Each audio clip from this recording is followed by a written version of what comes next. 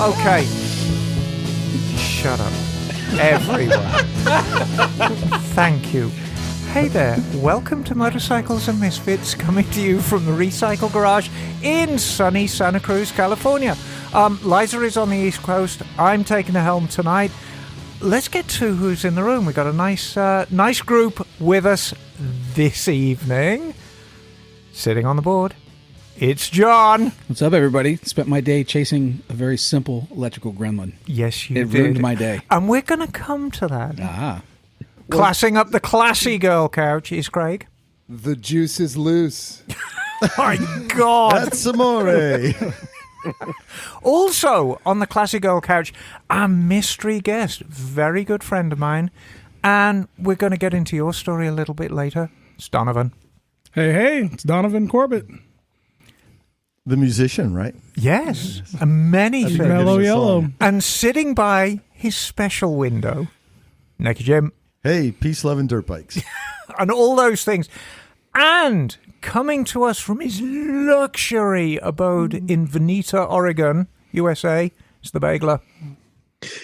Greetings, warmest greetings, actually, from the very cold Pacific Northwest. Yeah, tell me all about that cold. I got to say, if you don't mind, Bagel looks like he's been drinking a wee bit of antifreeze by the color of his face.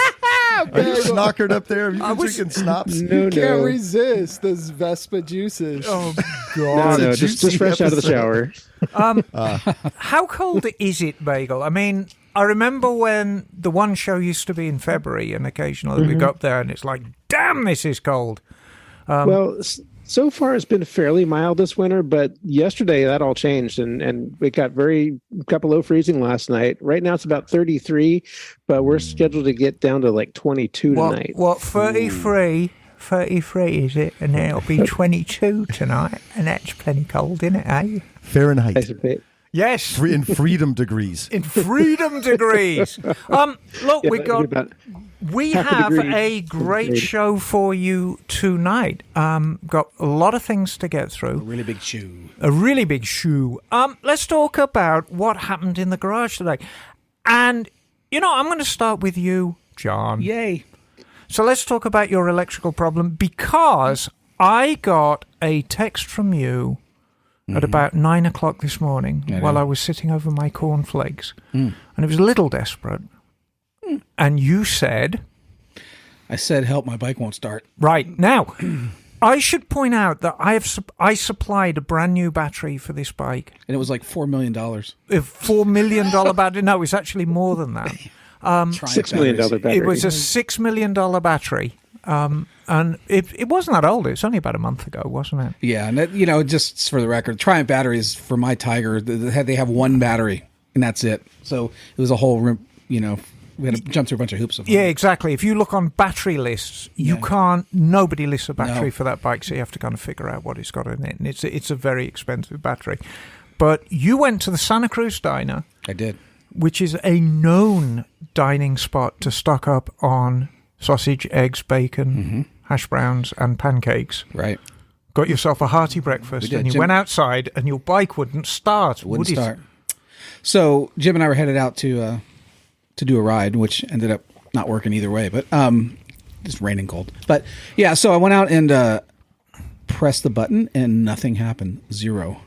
So, and I just changed the battery, obviously. So I assumed that there was something else going on, because it sat for a month, and when I went to start it wouldn't start. And it's a common problem even with newer bikes with newer batteries. Bikes do not like sitting around. No. And of course you live up in the mountains of Santa Cruz, right, which is a high damp situation. And what I've learned about Triumphs from Emma and others is that you need 12 amps. If you got 11, it ain't going to work, or 10. It seems like it needs every bit of it. Isn't that with a lot of modern bikes, though? Yeah, and what they've done with modern bikes is, back in the old days, your battery got low, and you'd hit the button, it kind of go, rah, rah. Right. And that was so destructive for the starter motor, for the starter relay, for the switch itself. And so they've kind of gotten away from that. And most modern bikes, if you don't have the power in the battery, you'll press the button and you'll just get nothing. because there isn't sufficient current to even energize the circuit. You'll get something. You'll get sad. Yes, you'll get quite sad. I saw John's face. And if there was something I could have shed done. a tear. Well, John got sadder. It'll do it. Because unfortunately, my truck is in pieces right now because I'm getting it painted, finally. So the truck is in a million bits.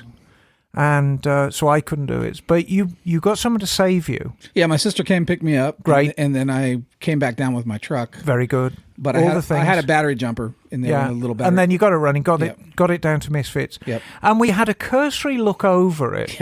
Yeah. What did we find, John? Oh, a simple loose connection on the battery. Well, there is value in making sure your terminals are always done up tight. And the positive wasn't quite tight enough.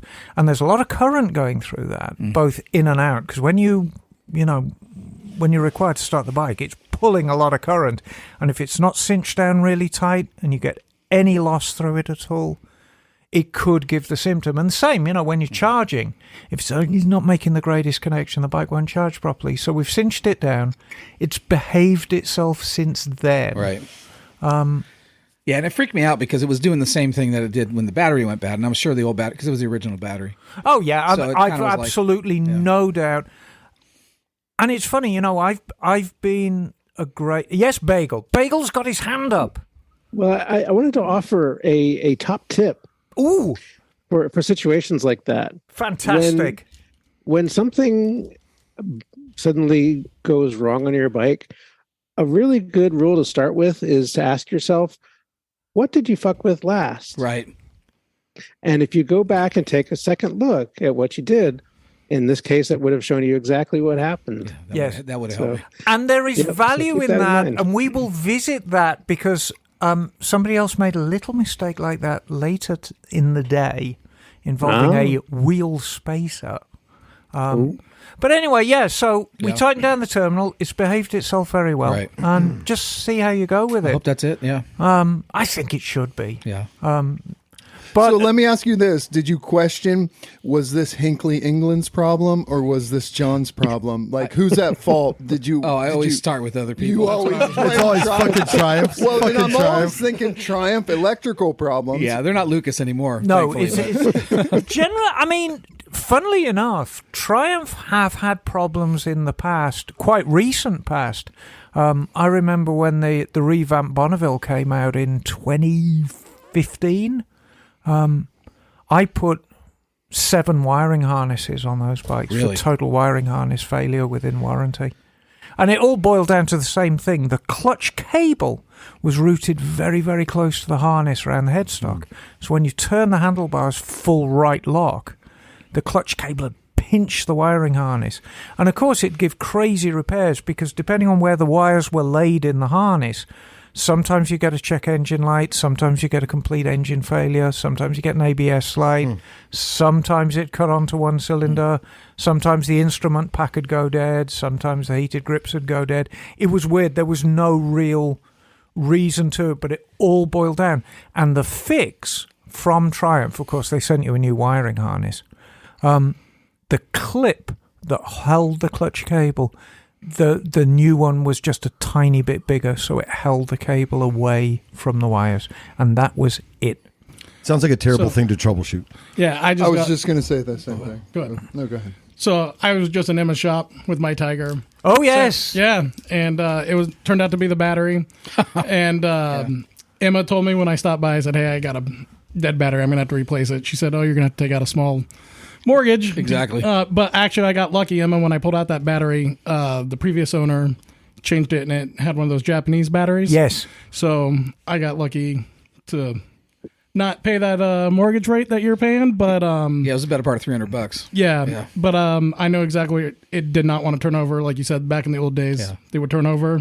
I had nothing. And while we're on the subject of your bike, Donovan, so Donovan rides a Triumph Exploder 1200, and when Donovan changed the battery, all the service lights were reset, and the service engine light came on. So of course we came down, and I got the scanner on it, and I was trying to reset it, and it 4 or 5 times I was trying to reset this service light, and it would not reset. And then it suddenly dawned on me, the bike's clock needed to be reset. Oh, wow. For the service the light service to light. work. The date. Yeah. Oh, wow. Well, the entire wow. clock, Yeah, the correct. clock and the date. Triumphs come in two flavors. They come in just service light, which is mileage based. But the new platform they're going to is mileage and date based. So it's like 4,000 miles till your next service, or Yeah, that's a what mine year, is. or right. Yeah. So if you change the battery, do you remember setting up the Oh, calendar again? No, I did not, for sure.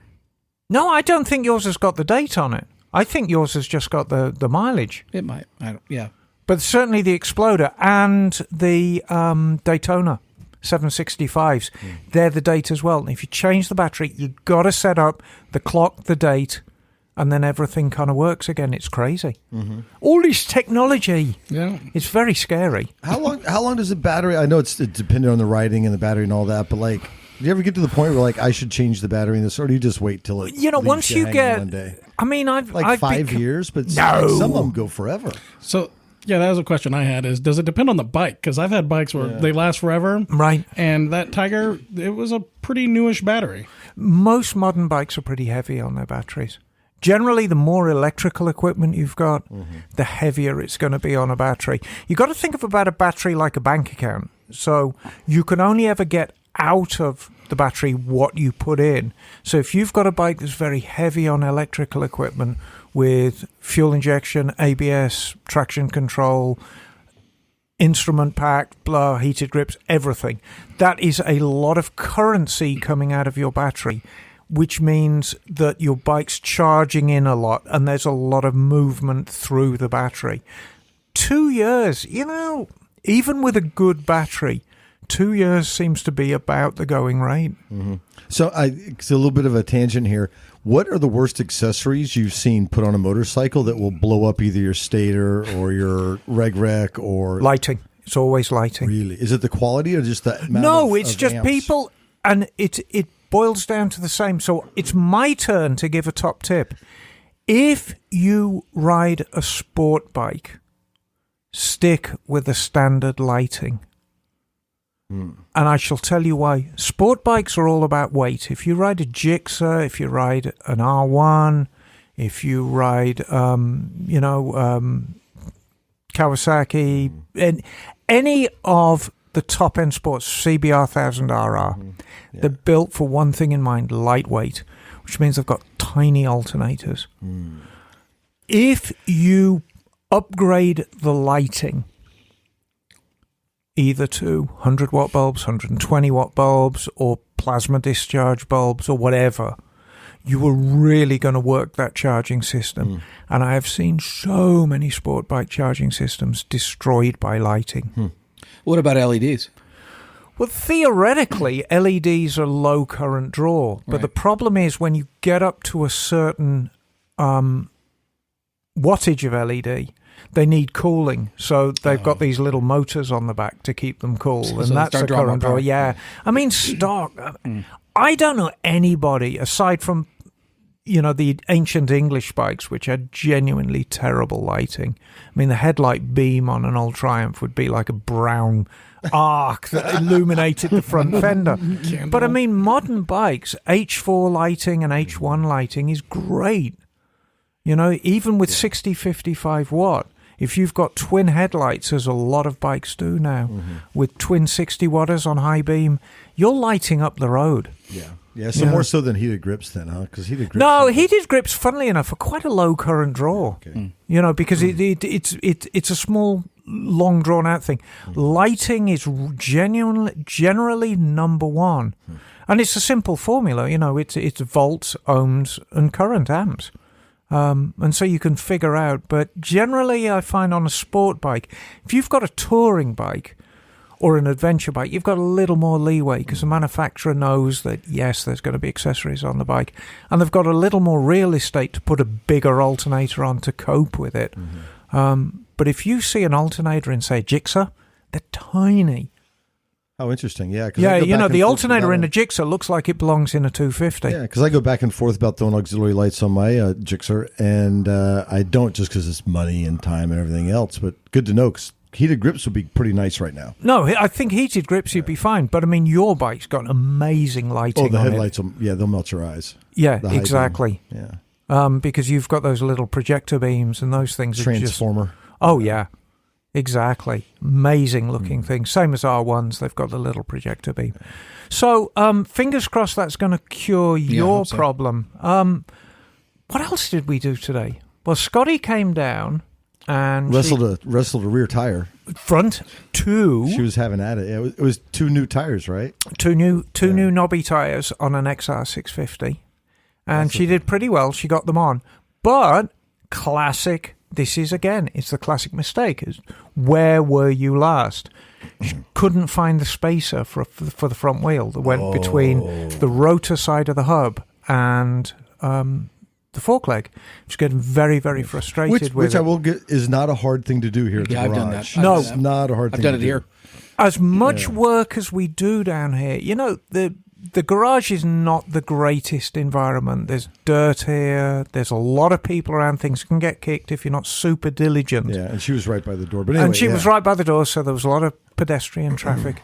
But Did she find Scotty, it? yes. Where were you last? Well, guess what? It was stuck on the tire machine. Oh. So When she was taking it on and off. when she lifted the wheel off, Yeah. the spacer stayed. So crisis was averted. Well, I jumped in a little bit. She was asking for some help, and I was absolutely no help. It seems like every time I do a tire, I have to re-remember the whole thing again. Like, how do you get it on and off and everything? But she and Charlie, they knocked it out, and you came, I think, to the rescue. Speaking of tires, we're all greatly looking forward to Emma's tire workshop. Oh, I'm going to show you how to run the irons. Yeah, I mean, tires have been a huge part of my livelihood, really, since the very, very beginning of when I started working on bikes. Bending the wooden slats around the... Exactly, Yeah, okay. exactly. And, it's making... When tires were made of wood. Well, made out of tallow. You'd skin small animals to make tires. No, I mean, bikes wear out tires, and everyone needs tires, and you learn how to fit them very, very quickly. And it's good business. I mean, truthfully, out of everything I do down the shop, I could give up doing everything and just do tires and make a living doing that. I'm not sure I'd want to because it is a workout. You'd be tearing phone books in half. Yeah. And it's a non-durable skill. It's something I find, like I said, it's like I do it every year and a half or 2 years, and it's like something that'd be good it's good to practice. I should be doing my own dirt bike tires way more often. Right. Because when you need to do it in a whether it's the desert or the woods or whatever, all of a sudden it's like a 2-hour And funnily enough, there is a lot to remember. There's a great deal to remember, and you've got to do it right, because if you do it wrong, you're going to end up with a hole in the tube, hole in the tire, chunk missing out of your rim, and so on and so especially forth. when you your start dignity gone. Especially with wheel locks, it starts to get crazy. Oh, yeah. But, wheel locks, as long as you know what you're doing, you can kind of work around them. Rim locks? Yes. That's right. Yeah, okay. Yeah, rim locks. But they add another dimension. Just one more thing. And Scotty was dealing with 2 rim locks on the back and 1 on the front. And what a rim lock does, I mean, somebody said, well, what does a rim lock do? And it's a very, very simple device. All it does is it forcibly clamps the tire to the rim. Well, why would you want to do that? Well, Doesn't spin a tube. Exactly. In low pressure situations, like you're riding in sand, like you're riding in loose dirt, and you let all the air out of your tires and you get down to about 10, 12 psi, which is where you want to be in the really soft stuff, and you give it the beans or you brake hard, you don't want the tire to spin on the rim, because if it does, it'll just pull the valve stem clean out of the tube, and then you're done. Have you guys messed around with spoons at all? Like seeing which one's better? Because I just bought some Pro Motions. They're Motion Pro? Yeah, they're like $70. I haven't had time to use them yet, but I'm just hoping that's the cure to do it fast. Yeah, I mean, it's a lot of it's technique, and there are better tools than other ones. Anything that has a sharp edge that goes close to the tube is a bad tire iron in my book. I'll say my experience, because I'm not very good at it, and I've tried different ones to try to make it, and I found that the short Motion Pro ones actually work pretty darn good. So I've tried bigger ones, but for some reason those Motion Pro ones, and I would say you need at least 4 of them, right? Because you're going to do one, put it under the sprocket. So I'm talking about. Have you seen the one that they oh, go the together? bead breaker. Yeah. Yeah. Yes, those were good too, and they're light. Yeah. So you seen this a bead breaker? You kind of put a V into the thing, No, I haven't seen that one. but it also comes. That's the number one problem that you have to overcome when you're doing tires is how to get the bead off. That's the number one thing. Once you've overcome that, I'm not saying it's easy, but there's techniques you can use, and I'm going to teach them at the off-road class of how to get that tire off. But getting that tire off the bead, it is a pain in the rump. Yeah, and I think last time I did it was like at least 4 spoons, like 4 or 5. 2 is just not enough because you're going to take off little chunks and little chunks. Well, and that's the thing. You would tack it in chunks. Generally the number one, the bonehead mistake is people try to do too much, and you can't. You just go a little inch at a time, and you inch it away. And when you're pushing the bead off, even on a tubeless tire, if you haven't got a press to push it off, you've literally just got to go round and round with the iron and just push it off a little bit at a time, and just push it down a tiny bit, go around again, push down a tiny bit more. Then you get that really satisfying like dock. And it drops into the bead. Always in life, a lot of lube. Always a lot of lube. I am loving those new nitro mooses. I was going to Those say. bike. Oh my God! No so more. you rode those today, huh? Rode them today, and they're beautiful. They stick better than any tires I've ever had. So what like pressure kind of 12. Okay. It's permanently at 12. Yeah, it's permanently at 12, isn't it? So, but way grippier than 15 or. Yes, they're incredible. Are you running the Moto Z tires? What was it? No, I have the golden tire. Oh yeah, in the tire front, with a Y, Emma. Tire and with a Y. the Kenda Desert DT in the rear, desert tire. The front they call it fatty, right? The fatty, the golden tire fatty in the front, and then the desert tire from Kenda. And those are working out really well for what you do, because you were in some pretty high mud conditions today. It was the thick mud. It was the thickest mud all year. Well, including last year. I was going to say where you've been, because you weren't. Our normal go-to place is Hollister Hills. I mean, we love Hollister Hills, but that's not where you were today. I decided to switch it up and go to Metcalf Motorcycle Park over in the San Jose Hills. A lot smaller than Hollister, but I had been hearing about the San Jose heads talking shit on this place for years, so I decided to go find out for myself because, it's smaller, it's local, but it ended up being amazing. I was very pleasantly surprised. There were beginner little ovals, places for people to learn in the dirt if you're just getting started out. There were lots of intermediate big sweepers. There was a motocross track, ATV track, and one of my favorite sections of it, they had a hillside track, which was basically like a flat track that was built into the side of the hill. And yeah, like I said, those tires performed amazingly. I had the Husky 501 out there, and it was a beautiful day. Yeah, it was. Oh, cool. Yeah, nice. So just tons of mud. Was it crowded? No, surprisingly. It's a big football day. That is probably true. Good day to be out. Probably true, because I usually stay away from the weekend warrior stuff, but I decided I'll check it out on a Sunday, and there weren't very many people at all there. Wait a minute, is it Super Bowl Sunday? Not Super Bowl, but playoffs. Oh, it's playoffs. Yeah. Okay. So, yeah, a lot of people sitting at home watching TV.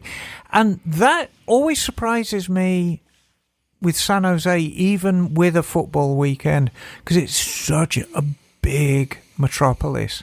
And yet here's this track that it's not super popular. And we're always running over to San Jose. John does business over there. I do business over there. I mean, I could just see us going to zip over there, even on a work day, getting a couple hours in, and then knocking out some work while we're over there. Well, for me in Monterey... Jim's running over the hill often. Yeah. For me in Monterey County, Hollister Hills is really a no-brainer. But in Santa Cruz...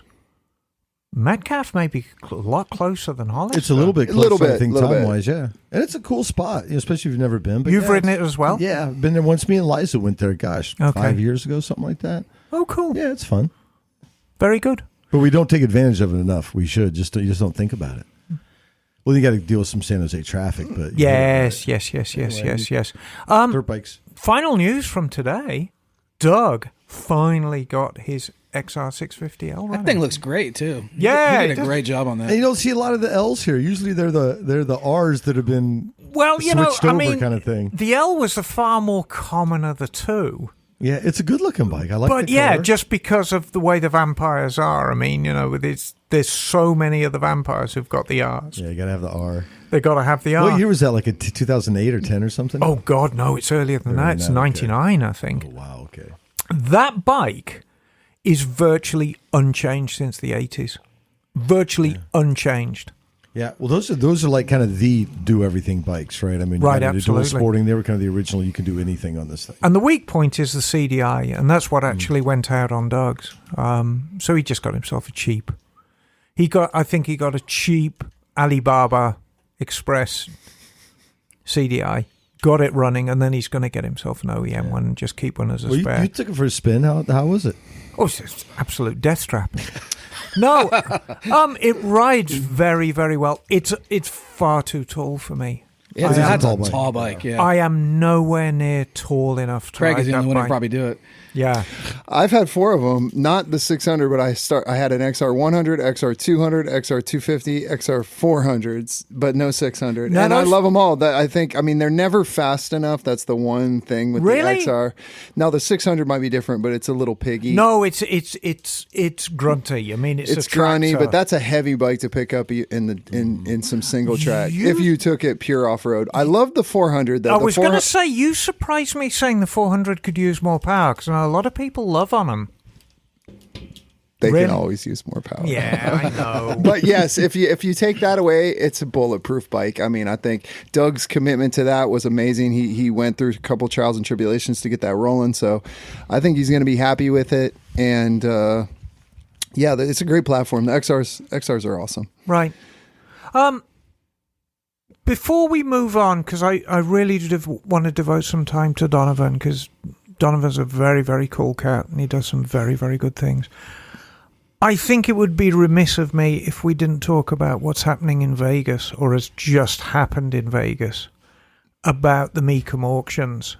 And every year, we say, these bikes can't get any more expensive. And every year, records are broken. There's plenty of money out there. Oh, man, if it's you're crazy. rich. I was Well, watching it, yeah. the two standouts for me, there was that 39 Triumph that went for a record amount for a Triumph. I think it was like 85 or 90 grand, which is just crazy. Was that the one that was highest? Well, forget it. I remember seeing that, but it wasn't the highest ever. No. And then the Z1, which went for... Oh, I didn't see that. Yeah, the Z1, which went for 55,000. Crazy. And it's... Part of me, knowing how hard it is to restore these bikes and how expensive it is to restore these bikes, because if you want to completely restore a big early 70s Japanese bike, it's going to take you at least 20 grand in parts. So that's not crazy money then. Well, so part of me said, yeah, it's nice that people are actually getting some financial recognition for being able to restore these things. But the overlying thing for me is that classic bikes are just getting further and further away from ordinary working men and women. And it's just a damn shame. It really is. Well, because, I've been kind of working class all my life.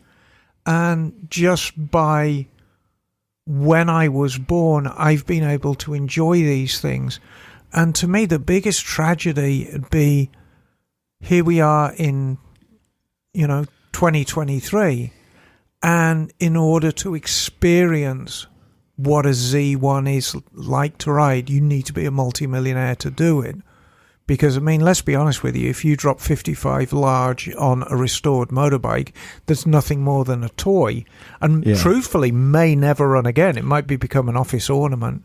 You've got some serious financial clout. You're not going to get somebody who earns 50 grand a year spending that on a bike. And I just think it's such a damn shame. Well, it seems like a lot of these bikes. I found the one that we're talking about. World record, 1939 Triumph Tiger 100 with bronze head and special option fenders. What do you go for? 75,000 plus fees. So that's like 82, 83,000. Something like that for a motorbike. And like we look at a lot of times, a lot of these bikes, they end up in museums, right? Never ridden, that kind of a thing. And because I always think about it'd be fun to pick up like an old Triumph, a Desert Scrambler or something like that. That'd be fun to keep on the road. And but like you said, the more they get popular, the more they get popular. Right. And it's worth noting the prices in Vegas are not real prices. These are for restored bikes, and some of them are restored to a very, very high standard. Plus, I mean, Mecum do this very, very good job of whipping people into an absolute frenzy. That's what they do, and they're very, very good at it. Here's the next bike. Talk about whipping people into a frenzy. New world record. Yes. $930,000. The 1908 Harley. 1908 Harley strap tank. Yeah, from 1942. So we're kissing $1 million for a motorcycle now. You could feed some people with $1 million. Well, anyway, but not to judge. Yeah, it's a tough one. It's an argument that I don't think everyone would have an opinion on it. Everyone would have a valid opinion on it. I would love to allow everyone, no matter how much or how little money they've got, to have access to a classic bike, just to experience what it's like. One other comment is, locally, they have last year's Quail Motorcycle Gathering winner. This year's record breaker, the most expensive Zundap. I saw that. K800, $187,000. Crazy. Yeah. Wow. So, anyway. Unfortunately, everything's like that. I worked with a guy, came back from the Vietnam War, bought a 66 Chevelle Super Sport, and he sold that thing, in the 70s. Right. And that thing's worth, a house now. And cars are a whole nother thing, right? Well, but like even cars from my era, like the 80s, I would love to have my car back. Those things have skyrocketed. And we're talking cars from the 80s. Well, that Skylark you used to pimp in with the white interior, I miss and my sky blue paint. I had a 5.0, man. I miss that thing. Those things, those things are so much money because now. it has a knock-on effect. The collector cars like the Chevelle, like the Zundap, like the Harley Davidson, have just become so unobtainable. Now there's this huge swath of people who can't afford that, buoying up the rest of the market. And now they're making the 80s cars and the 80s bikes more affordable. Ninja 900s, the Tom Cruise bikes from the original Top Gun, are going through the roof now. Those are like 15, 20 grand bikes for a nice one, which is crazy. And the thing is to remember about these bikes, about that Z1 that went for 55,000, your friend Chevelle back in 66, and to a certain extent even that bronze head Triumph. These were not special vehicles when they were new. They were, the Triumph was hand-built because everything was hand-built in the 30s. But let's go back to that Chevelle that was built on a mass production line. It was built for a working man or a working woman. It wasn't the highest quality thing, It's certainly no higher quality than any Chevrolet you can buy now, probably worse quality, because of course now they have to build standards into it because of the lemon laws and stuff like that. So we're not talking about collector quality vehicles. It's just nostalgia is a very, very heady drug, and it's a hard thing to predict. I think on the podcast we've talked about, hey, what do we think are going to be the real collectible bikes of the future, right? And it's kind of hard to nail down. I was asking that today. That guy showed up with that really mint XR 1200. And we were talking to him about, do you think that's going to be a collectible bike? I mean, theoretically, it should be. It's got the looks. Now, funnily enough, an XR 1200, and just to revisit for people who's like, what the hell is an XR 1200? It's a Sportster engine in what I'd term a flat track style bike. It's a very good looking bike. It's got 17-inch wheels, flat track style tank and seat, Olin suspension, high-level exhaust. It's a very, very good-looking bike. Sold a lot better in Europe than it did here in America. I've seen a lot of grey ones and a few black ones, but when you see that orange one was great. The orange ones, you're like, oh, that's special. Well, hang on. Let me grab my phone, because One of those went through the block at Meekham. Oh, interesting. Ooh, how interesting. But like, who thought a Dodge Dart? I mean, a Dodge Dart back in the day. Yeah. A little dyslexic there, but yeah, That was my first car when I came to the States. I had a Dodge Dart with a 318 in it, and Ooh. yeah, Oh, wow. I had was it green or brown? No, it was blue Oh. with a blue brocade interior. It was a 4-door and it had a 318 in it. That must have been fun. I paid $400 for it because it was Right. just a Yeah. cheap as chips car. That's right now. So this They were XR everywhere in those days. Yep, exactly. So let's have a look here because it was a conversation I was having with. Here we are. Bum bum bum. It is XR 1200, 1 mile, and it went for 18,000. Oh, my gosh. Wow.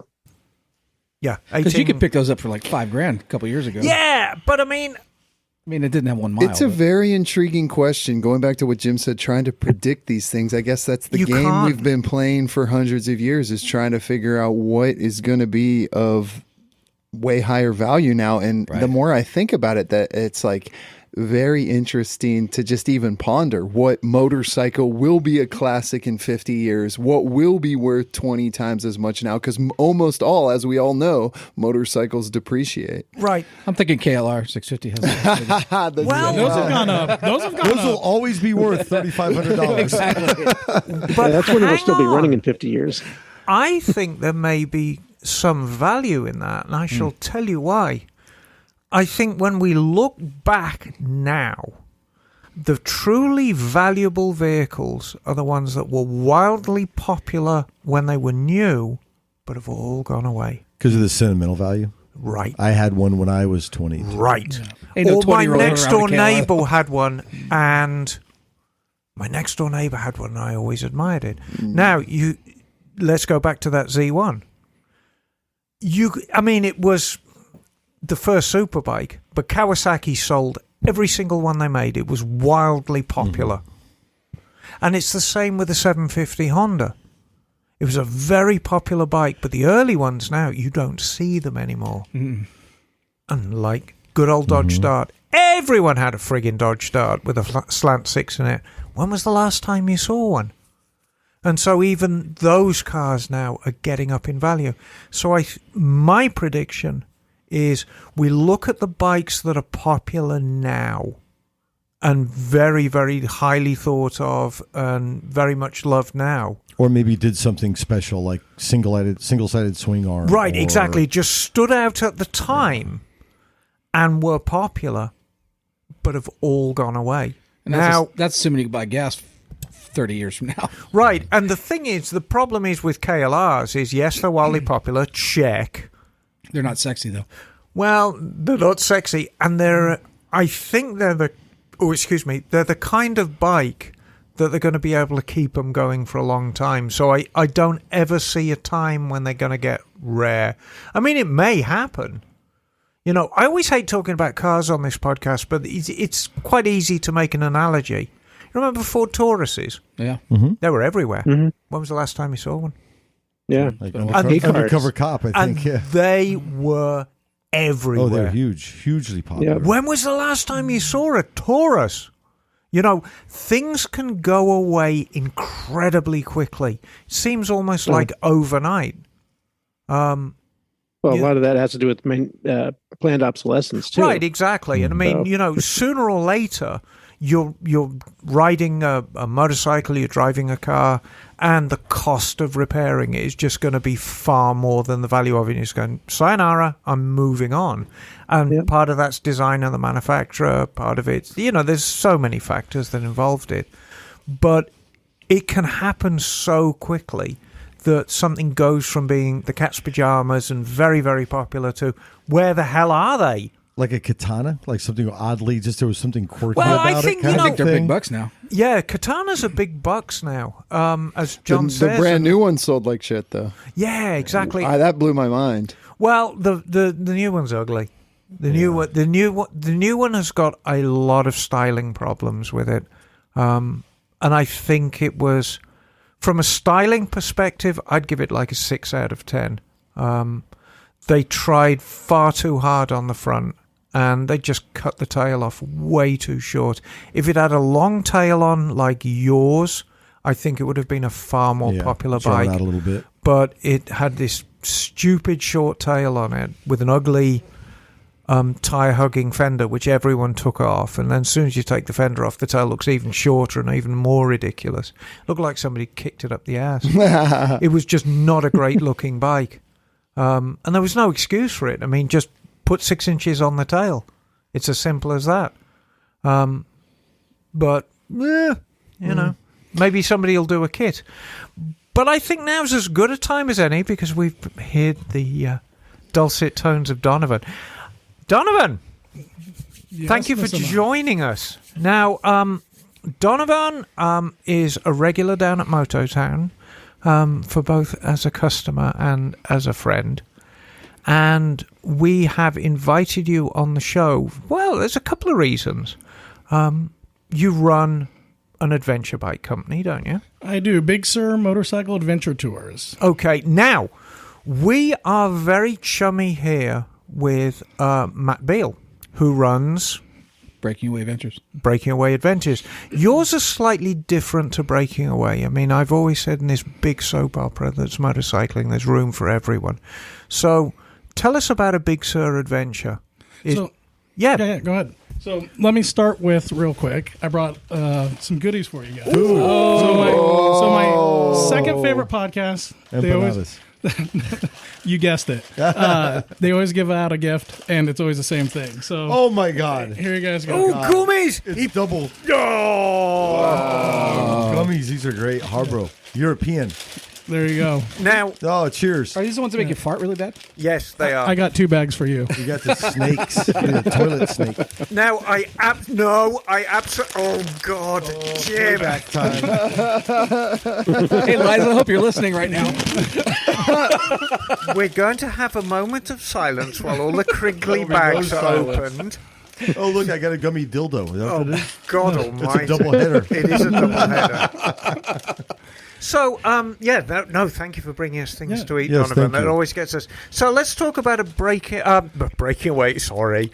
Let's talk about a Big Sur motorcycle adventure. Are they multi-day, single day? Multi-days. There's normally 2 days, but I have branched out into doing some international trips, which was the goal when I started the whole thing. We're going to come to that. I actually want to start like where I got the idea and everything, the origin story. Okay, do it. So, obviously, I'm in a podcast that you guys are diehard motorcycle people for sure, which I love.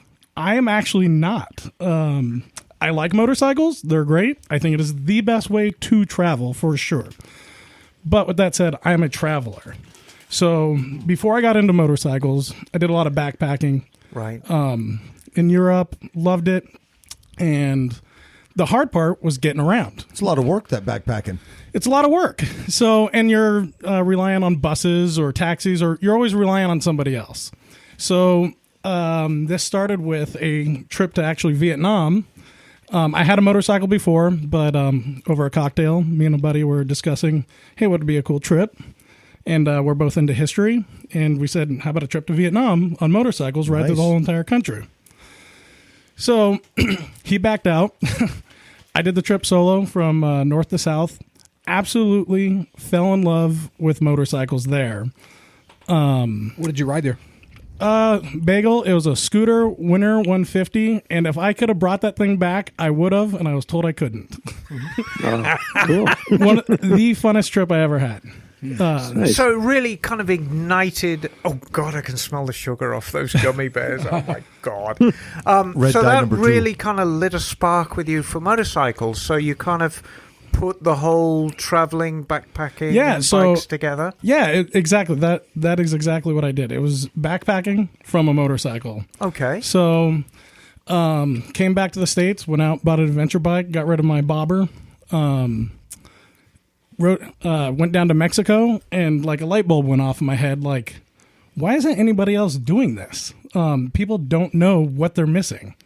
So, as I'm swimming in the Sea of Cortez by myself on an empty beach, I'm just like, man, I'm on like another epic vacation that everybody's missing out on. And I don't know where they're at. Like, this is crazy. Right. So I said, hey, I'm going to come back, start a motorcycle touring business. I live in one of the beautifulest places in the world. Oh, no. Monterey's absolutely amazing. And, of course, choosing Big Sur is an inspired choice for you. Oh, 100%. Because what a great destination. But this isn't your main job, though. I mean, you're holding down... Total hobby. Yeah. And I heard Kat on a previous podcast that says if you ever want to lose money, start a motorcycle touring business. He is 100% right. Right.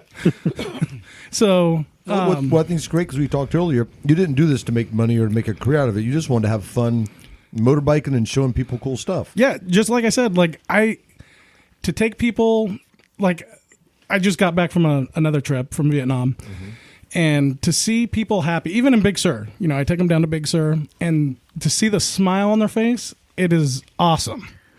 Well, if you grew up in the Bay Area, if you grew up in San Jose and you didn't travel outside the city much, I used to see it all the time when I was driving tour buses down there. You'd go round this corner on Highway 1, you'd see the Monterey Bay in front of you.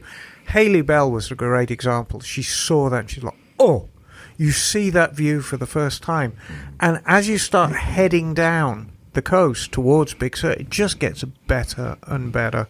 The view is incredible. Yeah. Like I said, all the backpacking I've done, I've stayed some amazing places, but I've never seen a better sunset than Big Sur from the top of a mountain on a motorcycle. Oh, this has not happened. So when you put together one of your tours, let's say you come up with a date. Yeah.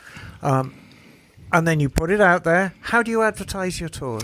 So most everything I do is on Facebook. So you can find me, Big Sur Motorcycle Adventure Tours on Facebook. And we're going to include a link to all this in the show notes at the end of the show tonight. So if you want to find Donovan, we'll make it easy for you.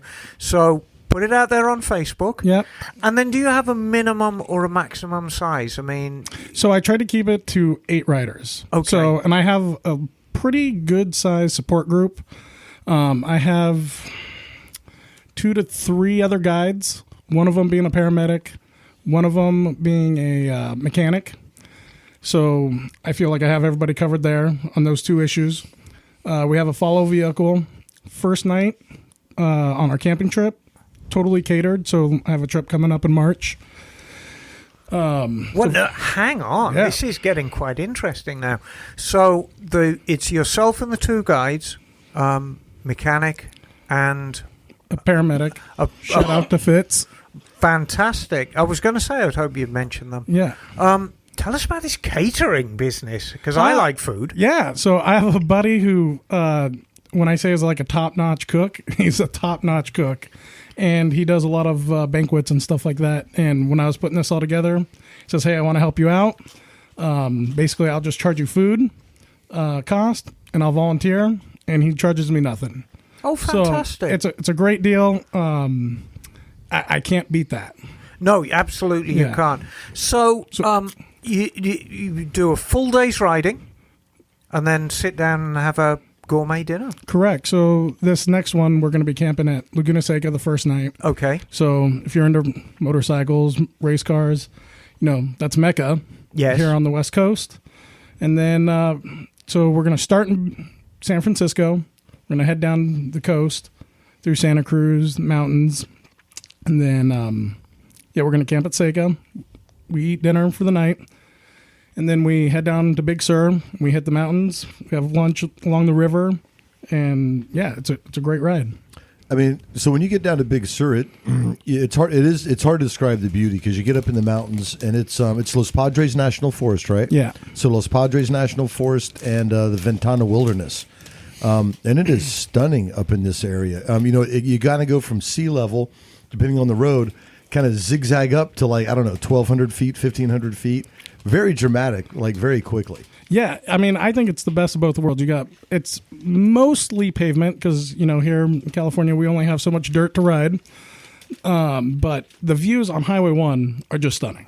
I mean, if you've never seen Bixby Bridge or things like that. Yeah. I mean, I think it's world class. I mean, the whole Highway 1, the whole entire thing. Now, if someone wants to sign up for your tour, can they do it on a street bike, or do you recommend an adventure bike? So I kind of make sure. So I talk to everybody first. You cannot just give me your money and then I take you. I kind of do a little vetting process to make sure that you're going to enjoy the trip. So make sure you have an adventure bike. I'll talk to you about your experience. Depending on the bike, we'll say like a GS and you don't have any experience off-road, or I should say if you have limited experience off-road, I'm going to highly, highly recommend that you have knobby tires, because that is a hard bike to control with street tires off-road. Especially this year. Yeah. So this one's going to be interesting coming up. Highway 1's still closed, but theoretically it should be open by March. So Can you get up to Pruitt Ridge now? Right now everything's closed. Yeah. Yeah. So Now, that's an interesting point. For a lot of us, that the whole Big Sur experience and Highway 1 experience is a way of life. Road closures, this is kind of like an unknown factor, and we had some pretty brutal storms here, and they were quick. They came in, they dumped a lot of stuff, and they went out quick, and they were very, very destructive for Highway 1. Are you getting any kind of timeline from Caltrans yet? I have not. So I've been monitoring it every day. We're still a month and a half out from the next ride. I mean, I wouldn't think it'd be that hard to push dirt off the side of the mountain into the ocean, but yeah. Well, I think there's a couple of places now. Last time I went down to Cambria that way, which it is, the 3 hours goes by like nothing. It's gorgeous. But I think there's still a couple of one-way stops. Like they stop, you know, to let traffic come and go. So I think they're still making repairs from years ago. So. Yeah. Well, you know, the story of Highway 1 is very, very interesting. It was part of the New Deal.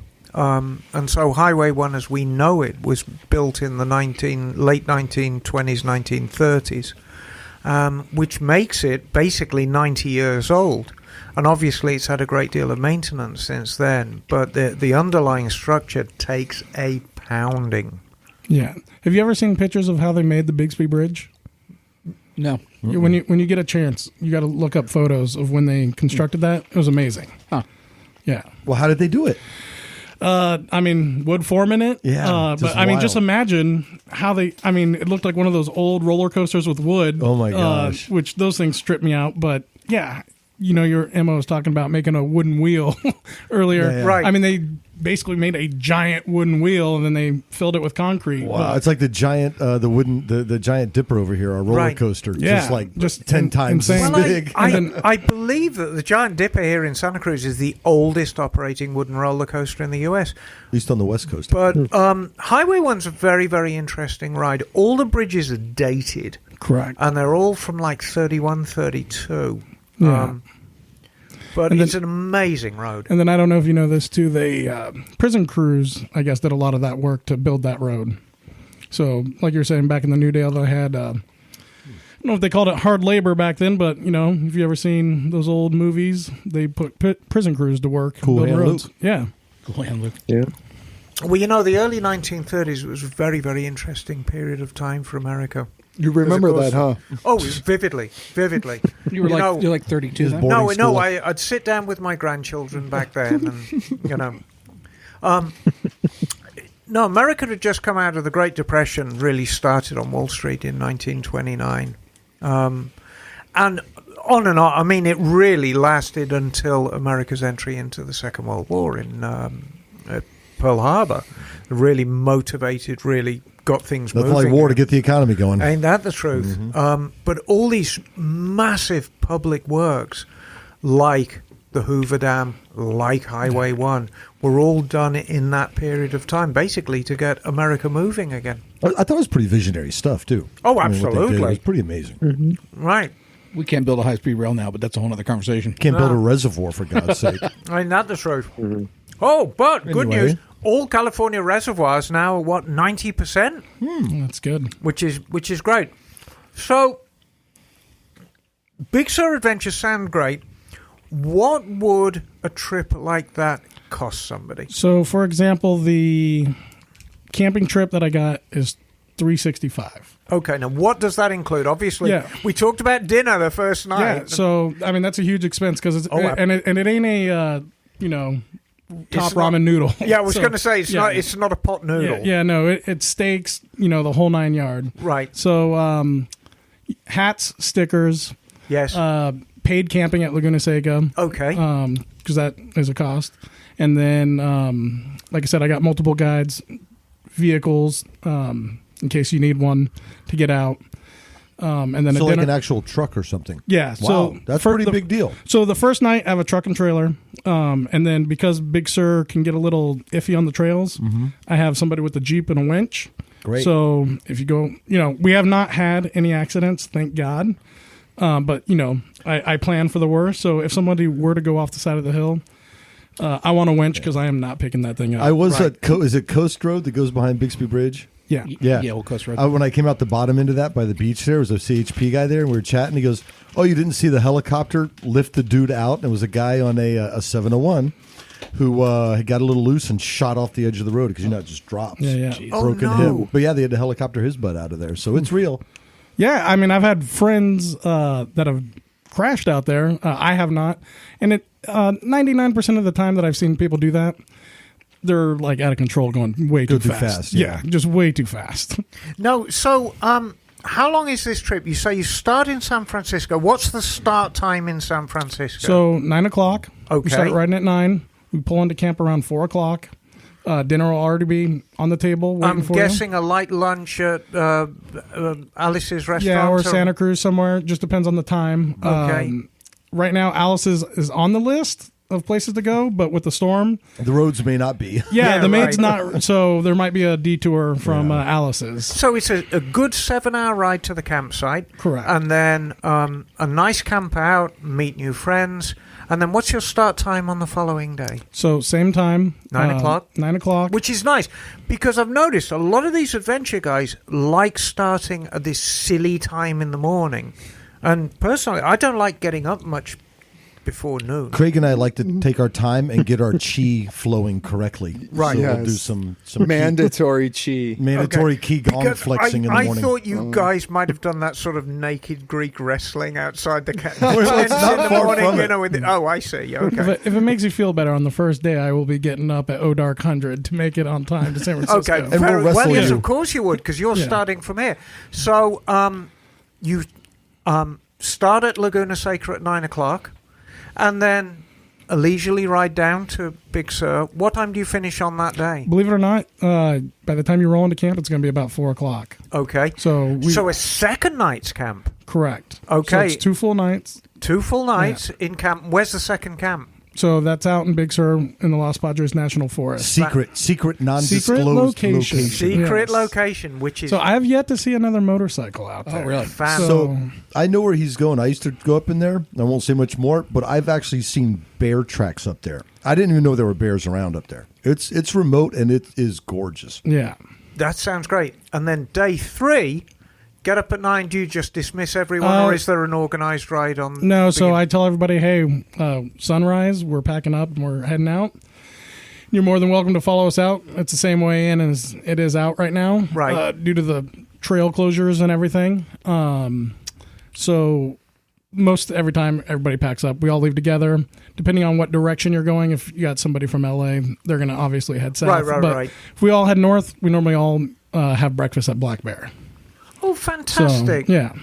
That actually sounds like a great trip and good value for money, actually. Yeah, so I was looking at, all the other touring businesses, and I did not see personally, and I haven't looked at Breaking Away Adventures, but I didn't see a value for what you were getting. I didn't see any meals. I didn't see any stays. I have a multi-day trip that has hotel stays. Most of those trips you see, you're on the hook for the hotel, everything. Now- So I wanted to make it as easy as possible, Right. and as cheap as possible. Like I said, I'm not really making any money at this. I've actually kept in touch with like everybody from our trips, and it's more about making the friendships and just breaking even. Right, and this is the true spirit of what biking is all about. You introduce people to new experiences, you make new friends along the way. Kat, who does Leod Escapes, does very, very much the same thing. It is quite a meagre living doing what he does, but he does it for the experience. He does it for the meeting new friends, and He goes to Europe a lot more than I do. That's for exactly, sure. and that's the benefit. So where's your multi-day trip going? Same spot? I mean, you're called Big Sur Adventures. Is pretty much everything centered around Big Sur? So it's mostly centered around Big Sur. We have a trip going to Yosemite and Bodie later this year, but obviously due to the weather with the snow, that one might be either delayed or canceled. Bodie's wild. So Bodie is there's going to be a lot of people in America as well as Europe, because what the hell's Bodie? Yeah, don't take anything home with you. Yes. So describe what Bodie is. It is a trip. So yeah, it's kind of hard to explain. It's literally looks like people got up, and I don't know what year that town was abandoned, but literally like a town in the Wild West days got up and left. The schools there with the books, just everything is still there. It was a mining town, wasn't it? Correct. Yeah, everything was out there for mining. Eastern I guess- Sierras? Kind of? Yes. Yeah, okay. Yeah, other side of 395. Yeah. And they basically the mine went, dry, and there was no reason to stay. So the state ended up buying it. And they've preserved it. Correct. Absolutely. They've done no restoration work whatsoever. Everything's just exactly as it was. Well, I'm sure that they've, made it still look. I think they've maintained Yeah, they've it. maintained it. Yeah. They've maintained it and maintained the patina rather than restore it or let it go to ruin. Yeah. Now, do they do kind of Wild West days? Or is it just... Out there, I have, not that I'm aware of, but yeah, normally they have a state park ranger who gives a tour and tells you about like a church or, everything that's going on there. Like a maintained ghost town. Right. And it's huge. It is massive. All the other ghost towns I've been to is normally like a shack. Yeah, totally. With- like all with a weird, tractor. Weird and graffiti and stuff. Yeah, this one is like, it is huge. That's a beautiful part of California, too. Right. It is. Almost Nevada, but yeah. Very cool. Yeah. That sounds amazing. I definitely think people should sign up for that one. And then what is your Europe trip that's coming up? So I'm not doing a Europe trip. I'm doing a Vietnam trip again. No, I want to kind of explore this love affair you've had with Vietnam, because that's kind of predating almost your love of motorcycles, isn't it? It is. So I'm a huge history buff. Right. And so, when I go to Europe, go to all the museums. Right. And my dad, I think every generation looks back a generation. So like my father's generation loves guys from like World War II, right? They love World War II films, John Wayne. Yeah. I would say my generation looks at guys from the Vietnam era in the same way. So the first time I went back, I wanted to see like where my dad served. My mom's cousin was in the Hanoi Hilton and was a pilot that was shot down. Oh, wow. It was a prison camp. Mm-hmm. So I wanted to see that. And just see where all these battles took place. So I did all that, and it was just a great experience. It was not what I was expecting at all. So the hospitality in Vietnam is incredible. So the first trip I did there, I really thought that, being an American, it was not going to go well. And it was the opposite. Out of every country I've been to, the nicest people I've ever met. And you would kind of stand out there because, Oh. I mean, Vietnamese people are quite small, and you are a big man. Yeah. And you are a big, bearded man. Obviously, if we include the links Are to you your... hitting on me, Emma? well, I was going to say, I think... I'm reminded of Bluto from Popeye. Yes. Oh, God. Yes. So, I mean... But I'm sure you stand out incredibly in Vietnam. I'm quite sure you drew quite a crowd wherever you went. People always want to take pictures with you, shake your hands. Of course. I mean, to me, it's like an ad for adventure riding. Like everybody's waving high. Like it's like an ad every 5 feet you go. So when was your first trip back to Vietnam? Almost like the fact-finding trip to find out about your family. So that one was 2020. Literally right before coronavirus. Wow. Yeah. Oh, you were cutting it really fine. I literally came back, and the week after all the shutdowns happened. You could actually Be patient, Zero. I know. here in Yes. San Jose. It was you. It was me. Okay. So, and you've been back since then? Yeah, so we just had another trip, took a group, And How big was the group? so it started off with 6, 4 ended up going. We did all of northern Vietnam this time. Riding? Right. So we rode the whole time. Okay. And for example, like one of the guys on the trip, he's been to Vietnam multiple times and he rides. And he goes, Donovan, I did not know that this existed. Like, you know, you go to all the tourist spots Right. like Hanoi or Ho Long Bay. And I mean, they're great places, but it's when you get out. What I like doing when I travel is going to places that people don't go. Sapa. We did not go to Sapa. So we went north of Sapa. Nice. But deep. That's real deep. Where most so tourists literally, don't go. yeah, literally. Craig went deep in there for a while. I did. You're I in did, Burma.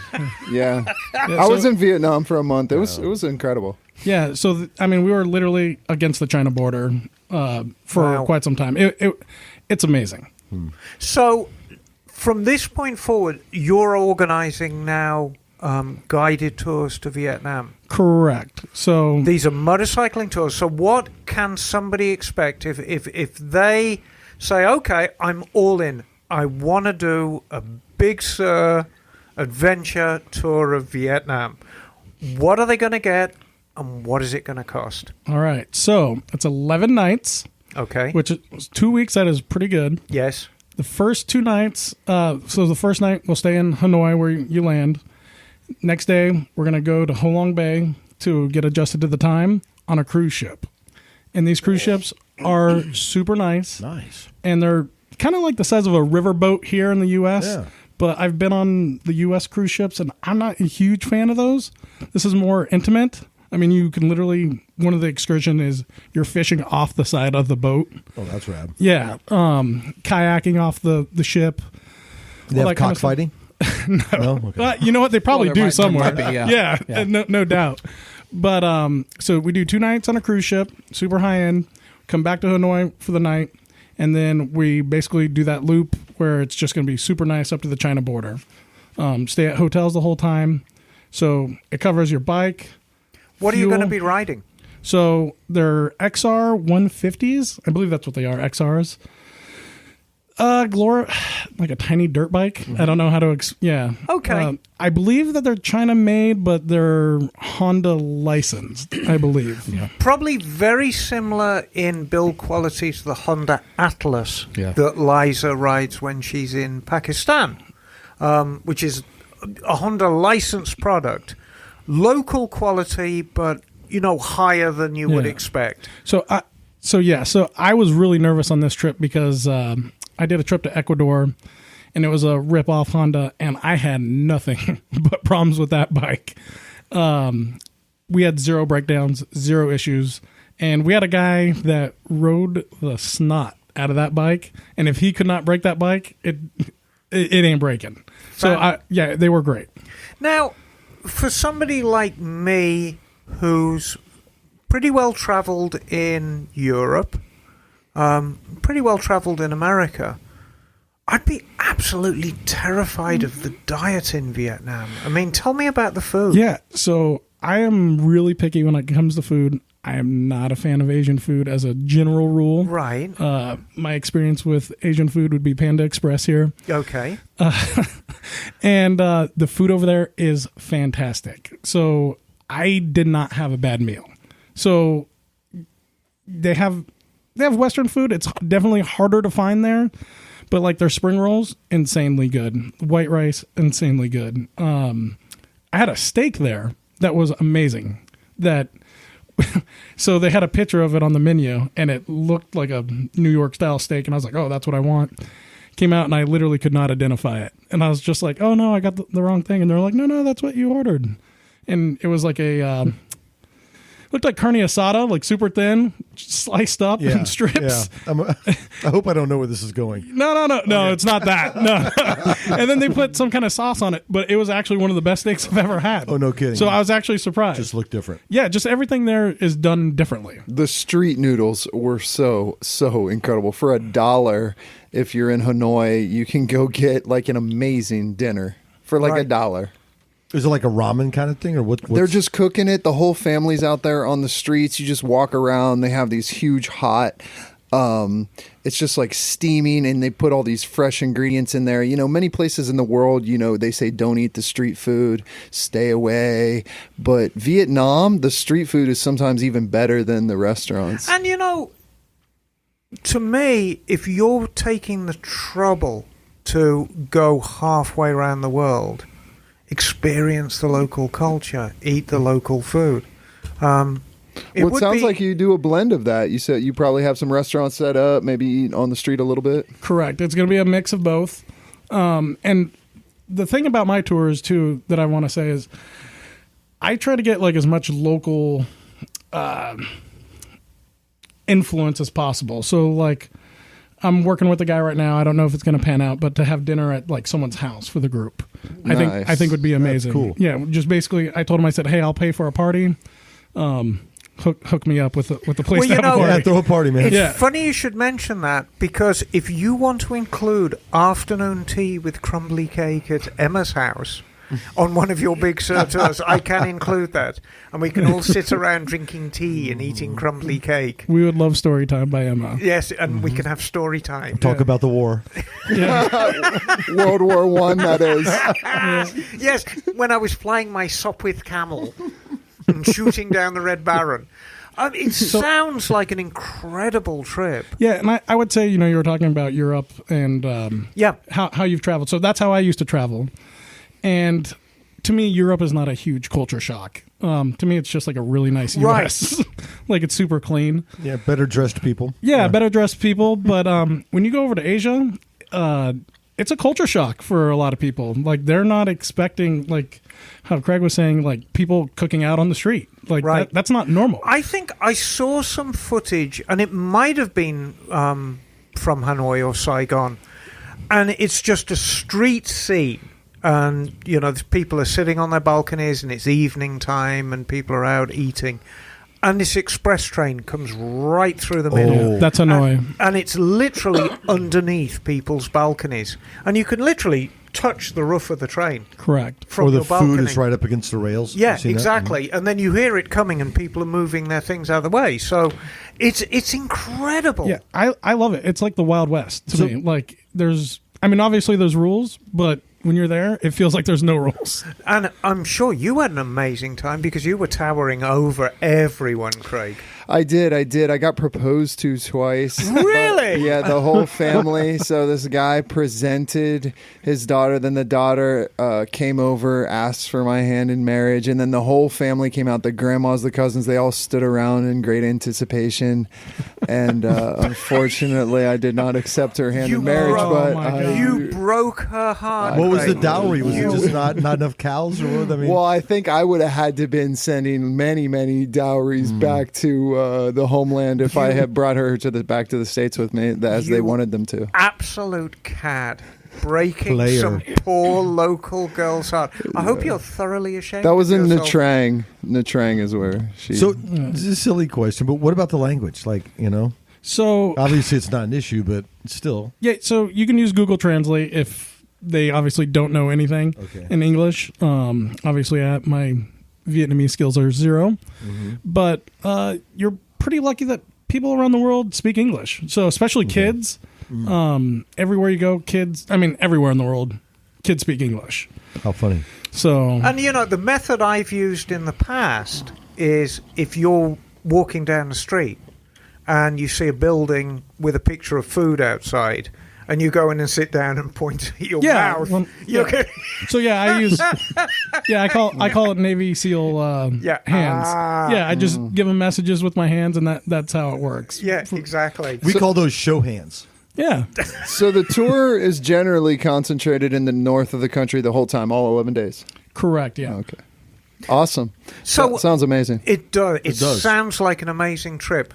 What is the cost for that tour? So 11 nights. Yes. With the bike, fuel, food, everything. Yes. $3,125. Includes a child Steal. bride. Wow. That is a steal. Now, but with getting flights, it's not like flying to London Heathrow or flying to Amsterdam or stuff like that. How long is the flight? It's quite a long way, isn't it? Yeah, I want to say it's like 16 hours ish, something like Yeah. that. There's Long normally day. yeah, You it's a long day. I think most of them are out through Narita in Tokyo. So And actually, what about is the cost of the flight? so right now, if you book a flight, there's like $700 on Expedia, which is super cheap. That is incredible. Yeah, round trip. I've paid $700 to go to. Los Angeles. Yeah. No, the reason why, I promise you, Craig hasn't died, he just pulled his plug out. Cleveland. Yeah. So, and for an example, real quick, I have obviously a lot of motorcycle friends, and they're doing a trip to Colorado here shortly. And I have not been to Colorado. It is totally on my list. But like I tell them, they go, "Hey, Donovan, come to Colorado." I said, "Dude, in 24 hours, I could be anywhere in the world." I said, "Why wouldn't you want an experience that you'll never get?" I go, "Colorado, I'm sure is cool. Like I said, it's on my list, but it's going to take me 2 to 3 days to drive there. The cost of hotels there are crazy expensive. This is a bucket list trip for basically $3,000. Well, for 2 weeks. I like to think that because as people we've chosen to ride around on motorcycles, that means we have an adventurous spirit within us anyway before we even start. And traveling within the United States, it's a safe bet. Everyone's going to speak your language, give or take, and the cultural, be it different, especially when you get down into the deep south, is different, but it's navigable. But if you step out of your comfort zone and experience these things, when I go back to the Italian trip, I had quite a few people on that trip who'd never been outside America before, and they were just absolutely enthralled with the trip. They thought it was the greatest thing just to experience this. And they say traveling is the greatest education of all.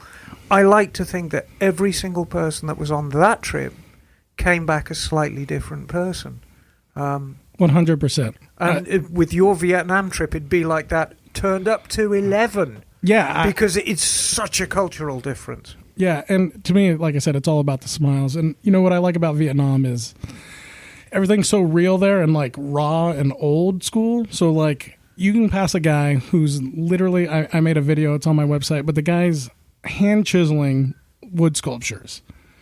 Everything here in the U.S. would, not that there's not people that don't do that, right? But CNC machined or stuff like that. You'll see guys carving marble statues on the side of the road. When you watch them do the rice fields, in America, we would just have big machines that would do. Actually, I looked up how we do rice here in America. We have huge machines that do it. Right. There, it's all done by hand. And I thought it was actually kind of cool because everybody in town has a job. I mean, if you brought in a big machine, everybody's out of a job. Right. So it's really cool. Everybody's super nice and friendly. And yeah, it's just a great experience. Thank you so much for coming in and sharing that. I mean, are these going to be an annual trip for you from this point forward? Do you think? Correct, yeah. So every year you're going to organize a trip? Correct. So depending on how my vacation days fall, right? The because trip might change. Remember, he does a 9 to 5 as well. Correct. So I would like to do another Hanoi to Saigon trip again. But I will say that I think the North has it beat as far as beauty and aesthetics. Right. So, plug it again. What is the name of your company? Big Sur Motorcycle Adventure Tours. And the easiest way to find it is on Facebook. Correct. And you just go in from there. Yeah, and you could friend request me, Donovan Corbett, and I post everything also on my personal page. And if I could give a shout out, yes, I am a volunteer instructor at First Rides, which I know you guys have had Clay on here before. Yeah, no, we know First Teaching Rides the kids. and teaching kids to ride bikes, which is great because the industry for the last 20 years has been saying, how do we get young people involved in this industry? How do we get it? At the same time, charging ludicrous amounts for kids' bikes and not being accessible. Well, First Rides, you don't need money to be involved with First Rides. We're going to supply you with a bike. We're going to supply you with gear. And we're going to supply you with dedicated people like Donovan, like Clay, who are going to teach you how to ride the bike. It's great. Yeah, it's a great organization. Totally donate all my time there. And I cannot say enough about that organization. And, just a reminder, Donovan is a very, very dear friend of mine. He's a regular down at Moto Town. His cat is a biker down to his bootlaces, so he's legit. The trips are legit. Go to Vietnam next year. Yeah, have some noodles, apparently. according to Craig. Yeah. Get some street noodles. And some enlightenment. Exactly. Craig, you were there for a while, too, aren't you? A month. A month, yeah. Do you feel it changed you? Absolutely. I just went over there solo backpacking. This was in 2012. And like Donovan was mentioning, it's just so... My goal was just temples and to eat through the country. And I ended up scuba diving on the coast, went and rented a scooter in Saigon and got lost on purpose. And that was a whole nother scenario that was incredible as well. But it's unlike your brain can't even really prepare yourself what to expect because it'll open channels that you really didn't even know you had. Like an acid trip. Very, very true. Just like that. Just like that. Apocalypse Now. Have you ever devoted any time, Craig, to thinking what your life would be like had you married that girl? Ooh, good question. I have. I thought about that on the plane, the plane ride over. I think I'm feeling confident. Yeah, in my you're feeling decision. confident you made a good choice because I have met your missus and she is just lovely. Yeah, I think that was a good choice for where you are now. You know, you've got a great business. You've got a lovely missus. You can't go wrong, really, can you? But if not, Donovan's heading back in a little bit. Exactly. She's still waiting Go look with around. her Still grandma. Well, Donovan, thank you for being on. It was great having you as a guest. Keep us informed. Yeah. I would like you to come back on the show. Certainly after you do your next big SUR trip and tell us all about it. More importantly, after the next Vietnam trip. Come back, tell us about it. I would love to. Thank you. Oh, you're very welcome. I appreciate it, guys. No, you're welcome here anytime. Good fun. What are we going to do now? Email time. Yeah. Why? I'm going to stop you. Why don't I have an email, Johnny? Because a lot of these are addressed to you, so I'm giving you the chance to actually think and respond. Oh, well, that's very kind of you. Yes. All right. Okay. Well, If you feel really bad, there's one. okay. Thank you, darling. I've got my very own email now. So, Johnny. Yes. Let's start with you then. Aight. Aight. Hello, Misfits. I just finished listening to episode 503. I'm sorry, this is from Jonathan Schwartz. Hey, Jonathan Jonathan Schwartz. Schwartz. Hey, hey. May the Schwartz be with you. He doesn't sound Jewish. Lone Star. Well, he's an MD, so we got to be a little more respectful. Oh, Jonathan Schwartz, MD. Mad Dog. Podiatrist. Mad Dog Schwartzy. He's a pimple popper. is what he Police is. chiropodist. So he just got finished listening to episode 503 on good ideas and bad ideas. It sparked my curiosity, and it happened to coincide with a dark hole that my mind has recently gone down. Specifically, I've been spending way too much time thinking about engine valves. Okay. My high school freshman daughter has been taking a small engine repair class. Good on her. Yeah, At high school. absolutely. I'm glad they have that there. Yeah, I dig stuff like that. So we've spent quite a bit of time discussing all things engines. As the topic of valves inevitably arose, I went down the virtual rabbit hole of reading about the many types of engine valves and the way to achieve valves that function at a high RPM. I naturally have encountered the concept of rotary valve engines, cylindrical and spherical. This seems like it ought to naturally be a superior approach to valving high revving engines, as there's no inertial problem to overcome with repeatedly reversing the direction of the poppet valve, nor the problem of spring mechanics and the valve float. Based on my reading, there seems to have been very few efforts to use this approach in motorcycle engines, but obviously it's not the standard and has never been achieved on widespread use.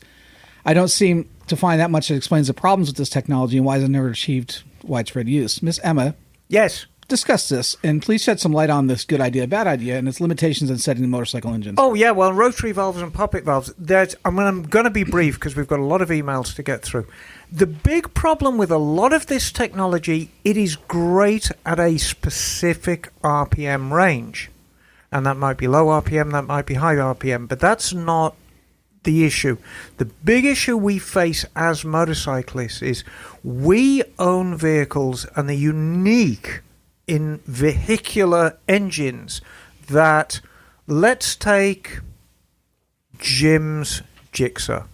What's the red line on that bike? I want to say like 11 and a half or 12. Okay, let's say 12,000. Yeah. Does it run smoothly at 12,000? Oh, the higher up in the rev you get, until the very tip, I hit the limiter in second gear today, but it runs the smoother the higher you go. What's the idle? I want to say like around a little under 1,000 or 1,400. No, it'll be 750, like something like that. Yeah. Does it run smoothly? Yeah, I mean, idle's great, but So we have an engine that has 11,250 RPM difference, and it's tractable, it is smooth, and it's rideable from anywhere between, and there's an optimum space when the cams come in and so on and so forth. It comes up for the whoosh. Well, in the Gixxer motor, I mean, like around, I mean, as low as 4,000 and 5,000. It's got plenty of pull. Right, exactly. And therein lies the problem. We are faced with such a huge difference in revs on motorcycling. And so when we choose valves, when we choose cam profiles, when we choose bore, when we choose stroke, valve overlap, all of these things, the way the cylinder head flows, we have to bear in mind that these engines are capable of massive RPM changes. You know, a lot of people have said to me, well, why don't... Let me get one of those V6 Evinrude 2-strokes that they put on outboards and put it in a bike. It'd be a lousy bike engine, I shall tell you why. Make massive amounts of power. That's a 200-horsepower engine. But a boat engine is good at one RPM, you know, just a single RPM. That may be 3,000, that may be 4,000. But it's at its optimum working at just a steady RPM. Same as aircraft engines. Aircraft engines are tempting because they're light, they make great power. You know, a Lycoming Flat 6, beautiful engine, makes great power for the amount of real estate it takes up. But it's no good at revving. It's designed to run at a single RPM range. So in reality, it makes a lousy vehicle engine, lousy motorcycle engine. And it's the same with these, you know, rotary valves and poppet valves. Hope that answers your question, Dr. Schwartz. I'll expand on it with an MS History hole. How about that? Bagel, Cool. Were you nodding or did you have your hand up? Oh, I was nodding. Oh, But I could go next if you like. yeah, I would like you to go next, Bagel. Okay. Well, I have an email from Stephanie Feld. Stephanie! Stephanie! Stephanie writes, Hello, Stephanie. Hi, everybody. Hello, Steph. Hi, Steph. I only started listening to your podcast a few weeks ago, but I wanted to throw something out there that has been bothering me for years. I work for a small independent motorcycle shop in Pennsylvania, and we constantly get calls from people who bought one of those crappy, but not all that cheap, Chinese bikes on the internet or from Tractor Supply. Yes. And the thing broke immediately. Of course. And they want us to fix it. Now, you all have mentioned that if the quality of the parts is fundamentally junk, you can't really fix the bikes, which is why we seldom agree to work on them. But here's the real question. Why are these motor vehicles even allowed to be sold in this country without some kind of manufacturer or dealer support network? I have heard that Tesla is fighting to be allowed to sell their cars outside of dealerships, and apparently there are laws in the USA that forbid that. New cars come from dealerships that can repair and support them. So why are these mini bikes and dirt bikes and quads, many of which end up in the possession of our precious children, allowed to be sold in this country without any parts backing or repair facilities provided by the manufacturers? I would love it if you people could address this in one of your podcasts. If you already have, I would love to hear it. What a great question, Stephanie. The only slight flaw in that argument, I have yet to meet a precious child. Most of the children I've met are just right little brats. No, it's a great question. And there are ways that people get around that. A lot of these shoddy bikes are actually sold as kits. And if you buy something from Tractor Supply, you have to do the final assembly yourself. And so that's how they navigate round the fact that it's not actually a vehicle, it's something you build yourself. Well, and there are two different areas I think that we're dealing with here. One is there's all kinds of, off-road, not for road use type of bikes that get sold here, which there's just no quality standards for. No none oversight. whatsoever. no DOT or EPA or any sort of regulations controlling them. Like the El But then Amigo. Like the Then Amigo. right. Then there's the Amigo. Then there's the road legal bikes. Now that seems like there should be more regulation on that, especially in terms of the quality, because that's a safety issue. Yeah, but If these it's are bikes that are gonna sold be as a legally- kit. It is sold as a kit that you do the final Right. assembly on, which is how you get around it. Right. Now, interestingly enough, and we're just going to gloss over this because we've got tons of emails to get through. If you were to go into a motorcycle dealer and buy a brand new, top of the line Honda CR 450R, not the one you ride, Jim, the full race bike, how much warranty do you get? Oh, probably none. None. No competition bike or off-road bike gets any kind of warranty from any manufacturer. You could take that bike out and seize it first hour of ownership, and the manufacturer has no obligation to do anything to it. Now, a good dealer will work with you and say, well, hey, man, this thing seized. It shouldn't have done that. But the fact of the matter is, off-road bikes don't carry any warranty or any implication of warranty whatsoever. I'd be curious to know what kind of Chinesian bikes she's talking to specifically. I mean, we don't mind there's throwing some people under the bus, stinkers out there. but there's some that are better than others. So I'd be curious if it's some of these we see at the shows that are the up and coming, and we're like, hey, these are affordable entry level bikes. Are they those? Or are these just like the other garbage you get on Amazon? I'd be curious to know more about what kind of bikes. If you remember, around this time last year, and guess what? We're going back again. Yeah, Viva Las Vegas, baby. Viva Las Vegas. And when we were there were Chinese bikes aplenty, some of which were quite good, and some of which were definitely a bit, my God. Stephanie, I'd be curious to know more of like what specific bikes are unrepairable or not worth repairing. We'll give a report on it. But I like Stephanie immediately because she's a woman who's in the motorcycle industry, and we need more Stephanies in this world. Yep. Yeah. Keep it up. Yeah, keep it up. Keep it up, you. Thank you. Craig. Sam Thompson. Sam. Hey, Sam. Hey, all. Hello, Sam. Thank you for reading out my email on episode 506. That was a great episode with Mo Hart. Really interesting and funny, too, especially the out-of-the-box questions regarding number twos, etc. Ha, ha, ha, ha. Liza, you do an excellent job of hosting. And Emma, your bike knowledge is very impressive. Whoa! Thanks, Sam. Bagel, I wish I could appreciate your scooter input more, but I've still got a red face after falling off a Vespa at 5 miles per hour on a roundabout in 1980. Roundabout. By the way, some of the nicest people are scooter riders. Not joking. I saw the Belfast movie last March in the cinema, Emma. It was excellent. Very accurate depiction of the early 70s in Belfast. The Van Morrison music was great too. I'm only back to biking in the last 4 or so years after a 30-year absence. My friend got badly injured. We are a bit older and wiser now. Thanks for offering to get me a t-shirt, Emma. I really appreciate it, but I'm happy to order one from your site and will do so ASAP. Oh, Sam. Your podcast is the best biking podcast online. Woo woo. I even bought the book Spirit Traffic. Great read and very eye-opening. Gonna be honest about my age. I'm 58 in a couple months, and You're younger than me, Sam. In your prime. just getting warmed up, Sam, and have recently decided to try a bit of enduro. All prayers are appreciated. Craig just perked up, though. Sam, I'm going to light a candle for you, darling. Thanks again for the many happy and uplifting hours of listening. I'm keeping an eye on all your tours. Tempted. Please see attached photos of both my bikes. Regards, Sam.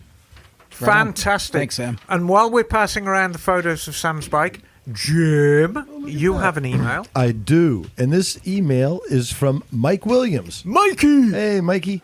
Dear Misfits. Mikey doesn't like anything. Give it to Mikey. He has interesting taste. Okay, so totally loving the Separated at Birth series. So I was going to have an issue with his Separated at Birth at first, but then it started making sense. The smallest motorcycle in my garage is a 2009 Buell Blast. It has a very clear four-wheeled spiritual companion. The 1982 Chevrolet, yes, Chevette he drove in high school. So if you're not familiar with the Chevette, it is certainly not the Chevelle. Oh, come on. I think it was a 500. It was what was it? The predecessor to it was the name escapes. The Vega. I think it was the Chevy Vega. I remember those. No, the Vega was before the Chevette. This is the Chevette was the tiny little, almost like a Volkswagen Rabbit, but even smaller. Yeah, no, the Chevette was actually a world car. Okay, so it was sold everywhere in the world. It was sold as a Chevrolet Chevette, a Vauxhall Chevette. Oh, the Vauxhall, yes. And an Isuzu iBag or something. I don't know. Teabag, yeah. Yeah, an Isuzu Dirty Sanchez. Oh, God. That's amigo. All right, so Mike is saying the Chevy Chevette is the companion to his Buell Blast. No, I'll take that. Okay, equal in performance equal in performance. He thought through this. Both the Blast and Chevette were hastily developed by American companies to compete with imports from Japan.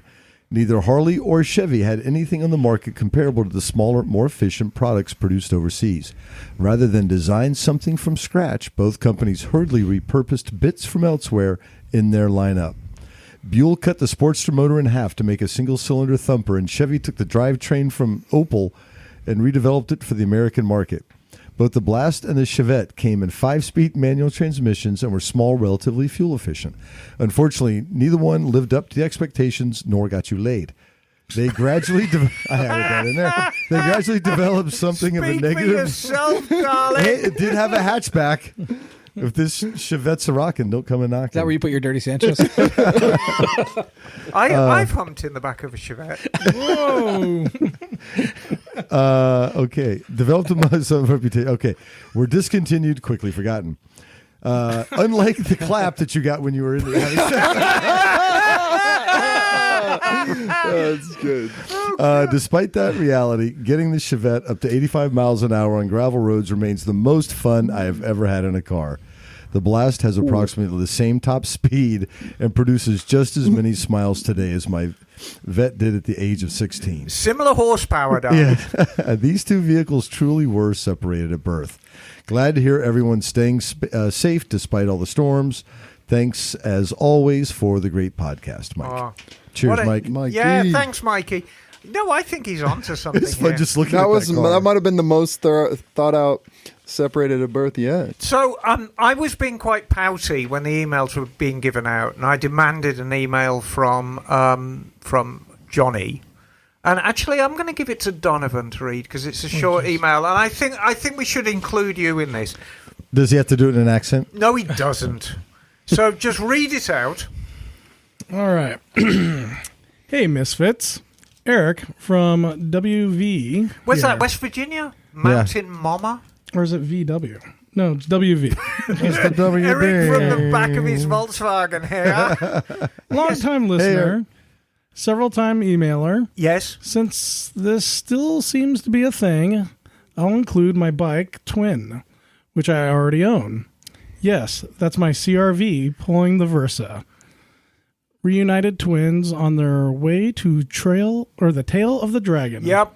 5th consecutive year. We call the Big Nerd Energy Sun. Nice. But yeah, I mean a Versys and a CRV. I can see it. Utilitarian vehicles. Yes, all. very pragmatic. So I think that's pretty much it. Yeah. Oh, you've got an online I've got one. a lot more. You've got a lot more. Oh, I thought Liza sent a dick pic. She did that too. Okay, very good. I think it was yours. So this is from Carlos Fernandez. Hey, Carlos. Fernandez. Regarding AIM Expo, it seems to me that you guys are much more excited about visiting Las Vegas than attending the AIM Expo, which I can Might be something to that. What I'm curious to know is what specifically about AIM Expo and not Las Vegas excites you or is of interest to you and possibly to your listeners. The interviews you did last year were okay. Ouch. Jen Dunstan did a That video. feels pretty good for us. Just okay. I'll take that every time. Take okay. Heck yeah. Jen Dunstan did a video walkthrough that she posted on Revzilla's IG account, and I thought it was sad since it seemed greatly diminished when compared to prior years. By the way, you should check out her Motor Garage tour on Revzilla's IG. It's freaking awesome. She's based near San Diego. I attended 3 expos, Orlando in 15, 16 in Vegas in 18. The one major thing it gave me that IMS did not is checking out and trying out gear, pants, jackets, etc., along with demo rides and helmets that IMS did not provide. Going to motorcycle stores is much more limited, and unfortunately, Cycle Gear is absolutely terrible since 80% of their gear they have is of the substandard brands. My secondary question is this: where can new and current riders go to check out and try out quality gear? Having asked that, though, it seems to me that quality motorcycle gear has gotten extremely more expensive, so I cannot fault anyone for buying Cycle Gear brands or Chinese or Pakistani brands. To be clear, I'm not trying to be critical or demeaning. I'm just being curious with some frank opinions and thoughts. That's it. Take care. Carlos. Yeah, and I mean, Carlos brings up some points. The thing is with AM Expo, it's quite a polarizing show because whenever you go to any industry-only show, so you got to remember the public are not allowed to come to AM Expo. It's people in the industry only. And you could argue that most everyone in the motorcycle industry are pretty much cynical old bastards. It's not a joyous show, to say the least. And I mean, I'm not entirely sure what you're going to be expecting, Craig. But I just love it. The more cynical, High the better. stakes. Yeah. pretty much everyone there. And I mean, that's kind of painting it with a very broad brush. I mean, some people are there to have fun, but it is a trade-only show. Right. If you are at the AM Expo, you are either in the industry or you're press. And so everybody's kind of down. There's, this corporate schmoozing, which I can take with a pinch of salt. But, everybody's pretty much down just for business. Yeah, and you can see the showroom, the trade floor, you can see it in a day. And it's not like it goes on forever. I mean, it's not as big as the One Moto Show or things like that. But like a lot of these events we go to, it's just seeing the people we know. Right, And having exactly. a good time. And I have a great time in Vegas. There's things to hate about Vegas. There's things that are a lot of fun in Vegas. And and it's lovely for me because I've been in the industry for so long, and I run into people who I haven't seen for a decade, like the people at Suzuki, and following their career. The guy who's now the CEO, when I knew him, he was just the area rep, and I think it's just lovely that he's managed to get through, make that jump in his career. And the one rep I didn't like has been canned. I love stuff like that. But yeah, it's that kind of show. But Vegas, oh yeah, no, the gambling, the food, the strip shows. Yes, it's Vegas. How can you not like Vegas? Baby. We're so excited. And underwear dancing in our hotel rooms. Yeah. We'll have the Detroit Cobras on 11. Yes. On 11. So Dance off. He also asked about gear, and I think we're all out of luck. I mean, Cycle Gear That's is a hard one. it's the only thing on the block anymore, unless you go to like a BMW store. What was the other big show we went to in Vegas? There was another huge show where it was like The IMS. IMS, the IMS, yeah. So that was cool because it was consumers. Yeah, it was like during the week it was only trade people. Then they opened it up after that. That was a large, but that's hard to get to. Those are gone. Right, exactly, and those have gone by the wayside. Yeah. But yeah, as far as gear goes, I mean, it is getting to the stage where Cycle Gear are becoming the only game in town. Now, you can go to a dealer, and depending on the dealer's attitude to clothing, a lot of dealers embrace it, and that's a wonderful thing. But the thing you got to remember with clothing, let's just take something as boring as a jacket, and we'll go a high end like a climb jacket. So how much is a climb jacket? Much as you want to spend, but say it $1,000. $1,000 for a climb jacket. Now, if you want to carry that climb jacket in stock, you have to have 6 sizes, probably 2 of each size. So now you're up to 12 grand. There may be 3 color choices. So now you're up to 36 grand. Men and women's, you need each. So now you're up to about 60 grand just for one line. That's one jacket. $1,000 jacket means $60,000 in flooring costs. Now we do the pants. Now we do the boots. Now we do the helmets. To fully stock a store with high quality gear, with a good selection, because let's be honest with you, if you're walking into a store and you're spending one large on a jacket, you better have all of the colors in stock, all of the sizes in stock, because it's a high-end clothing brand. So I got a question at the show. Do they have clothing people there also? Oh, yeah. So my question to them would be, why is it so expensive? So I finally just broke down to buy a set of climb gear, and it's crazy, really hard to purchase that. I was hoping for a Black Friday sale, something. No. And I did not buy the matching set at the same time because they're so freaking expensive. Well, the thing is with motorbike gear, it's always going to be expensive because fashion doesn't come into it. I mean, everybody knows that I've got a total shoe fetish and I like wearing cute, fashionable shoes. But I managed to get great bargains because you're buying last year's style or 2 years ago style. I don't care. I think they're great looking shoes no matter what. That doesn't happen with motorbike gear. You know, Climb have got products in their range that are unchanged for a decade. So my question is between that cycle gear and Climb, why isn't there like something in the middle that's affordable that gives you the protection of a Climb? Because that would still be a huge buy-in for. Yeah. But you can't stock it. But what I'll say is the Climb stuff it's shockingly expensive. Like surprisingly, I buy it. I have a bunch of it, but it is expensive. But at the same time, I have a Tour Master jacket that's my commuter jacket. I've had it for 6 or 7 years now. Same amount of time I've had some Sedici pants that's the zipper's still working. Which everything. is a Cycle Gear brand. Cycle Gear brand. The Sedici 3-season pants with the liners and the waterproof liners. I wear them every day still. But that Tour Master jacket, I was looking at a new one because it's starting to go, some of the zippers and Velcro, whatever. Right. It was like $280. And I wore it on our ADV trip that me and Matt took to Lone Pine. And I'm like, this jacket isn't Climb, but it functions. It's got all these features and stuff. I'm like, why is the Climb jacket $600 more than this? Yeah, I think it's what the market will pay. So people will pay that much money for it. And we're circling back because it doesn't make sense monetarily. Towards the end of the show, we're circling back to the beginning of the show and our little thing on Vegas. It's what the market will bear. Yeah, American capitalism. So, well, I also think it's the online retailers. It's so easy to return stuff now, and they're so quick. That's, on that. I guess, the trade-off. So you just order a couple. That's. I mean, if it doesn't work, and they're doing great product reviews, and there's more information out there now. So my question to Tour Masters, like if you see them, is what is the difference between you and Climb, protection wise? Because that's why I bought a Climb was I want the safest thing possible. Climb will probably it's a little different product, but yeah. What Climb will probably say is we source our materials differently. We might source them sustainably. Maybe made in America. They make them in Idaho. I know it's an American company. I don't know if they're made here. I don't know if they are.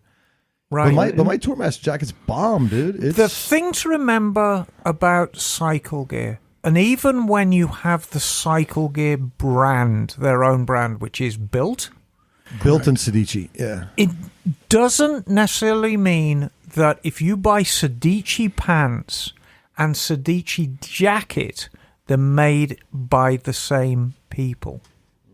Even a different style of Sedici jacket might be made from a different factory and just outsourced with the Sedici label on it. So understand what makes high quality clothing, look at the stitching, look at the quality of material, and you can pick and choose. And you get some absolute blinding deals in there, like your Tour Master jacket. And I've been generally impressed with Sedici.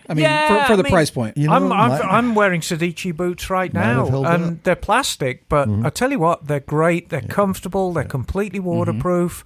And the other thing I'll mention, not to forget, is eBay. Sometimes, you don't get that much of a deal on a used jacket or pants or boots on eBay, but sometimes, especially boots, you can get some Aerostitch deals on eBay too. Deals. Yeah, but okay. It's. I gotta look at Scotty's. But honestly, I feel for you, Carlos, but you've got to understand, for somebody to stock a clothing emporium, it's massive money. What has changed, though? We used to have any number of motorcycle shops with gear in it. We used to have Well, I motorcycle mean, shops too, I right? think The internet. online, The internet, yeah. But On the internet, yeah. And a lot of it, we have ourselves to blame for no, it. I mean, in because, terms of cost of carrying inventory. yeah. No, I mean, the Right. internet has ruined everything. Gilroy Right, because Motorcycle one Center had superstore on the internet doesn't have the same overhead as a company that has 100 physical stores across the country. Right. Back in the 70s, dealers would look very holistically about how they were going to do their business. And you rolled new sales, used sales, service, and clothing all into one kind of, this is profitable for the shop, so this is good for the shop. And some made more money than others. Service departments have always done really, really well because it's low overhead and high skill and high, you can make money out of a service department. But clothing department, I've never really known any motorcycle shop, their clothing department really being a good money maker. A lot of the times they had it there for the prestige and saying, look, we want to be your one-stop shop. We want you to buy your helmet and jacket and boots from us. But, I mean, secretly, they wish the clothing had go away. Yeah, we just went to it. We were all at a shop before the holidays. I won't say which one. And he was like, I'm out. This is a money loser. And he was blowing stuff out at 50% off because he's like, just the clothing? Just get it out of here. I'm just carrying dead inventory. Yeah, exactly. Yeah. And like I say, these days here we are in 2023 and we've largely got ourselves to blame. Right. How many times, and it's not just clothing, I mean, how many times have you thought about making a big purchase like a TV and you go into, your local big box store, you go into Target or something and you're like, just take a picture of it and see how much it is on the web. Oh, I can get it for $50 cheaper. Boom, you just ordered it. It kind of is what it is. But it's tough. You cannot beat walking into a store, trying on the jacket. How does it feel? How does it look? How do I feel in this jacket? Because clothing's very, very personal. It's next to your skin. I want it to fit well. I want it to look good. It's a deeply personal thing. I very rarely buy clothes online.